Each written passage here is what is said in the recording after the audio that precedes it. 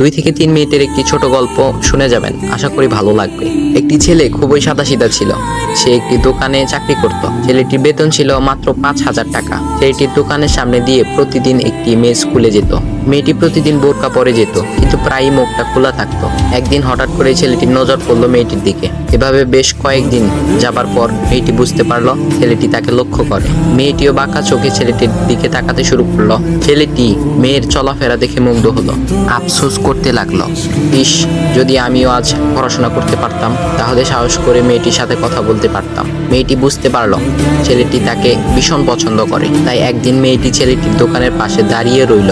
তখন ছেলেটি দুপুরের খাবার খাওয়ার জন্য দোকানের বাইরে আসে।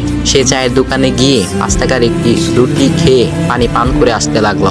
তখন মেয়েটি তার কাছে গেল। তুমি ভাত খেলে না, রুটি দিয়ে পেট ভরবে? তখন ছেলেটি মেয়েটিকে দেখে অবাক হয়ে গেল। তখন ছেলেটি বলল, আমি ভাত খেলে আমার মা, বাবা আর ছোট বোনকে কি খাওয়াবো? মেয়েটি শিক্ষিত, তাই অল্পতেই বুঝে গেল।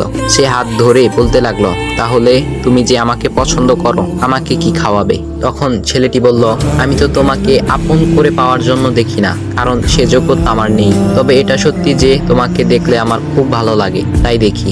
মেয়েটি ছেলেটির কথা শুনে চোখের পানি ধরে রাখতে পারলো না। সে বুঝে গেল ছেলেটির চরিত্র ও ভাবনা অনেক সুন্দর। সেদিন মেয়েটি চলে গেল। বাসায় গিয়ে রাত্রিবেলা মেয়েটি অসুস্থ হয়ে পড়ল। পরে তাকে ডাক্তারের কাছে নিয়ে আসা হলো। বলা হলো মেয়েটার 2টি কিডনি নষ্ট হয়ে গেছে। তখন মেয়ের বাবা ফোন করলো তার বন্ধুর ছেলেকে, যার সাথে বিয়ে দেওয়ার জন্য সে পাগল। কিন্তু মেয়েটি তার বাবার পছন্দের ছেলেকে বিয়ে করতে রাজি না, কারণ সে ছেলেটি টাকা থাকলেও কি হবে, তার চরিত্র খারাপ, সে লোভী।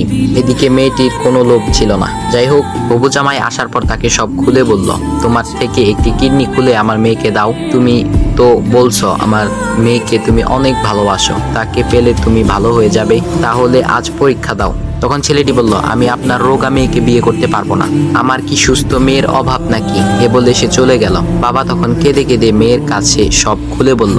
মেয়েটি বলল, বাবা তুমি কেঁদো না, একটা পথ এখনো আছে। আমাদের সামনে মোড়ে বড় একটা দোকান আছে না, তুমি সেখানে যাও। সেখানে যে তাইয়ুব নামের একটা ছেলে আছে, তাকে নিয়ে আসো, আমার কথা বলো। তখন মেয়েটির বাবা ছেলেটিকে নিয়ে আসলো।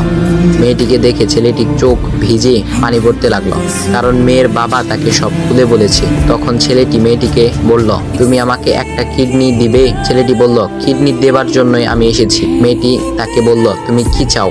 ছেলেটি বলল, তুমি সুস্থ হয়ে আমার দোকানের সামনে দিয়ে যাবে, আর দূর থেকে আমি তাকিয়ে দেখব, এই অনুমতিটুকু চাই।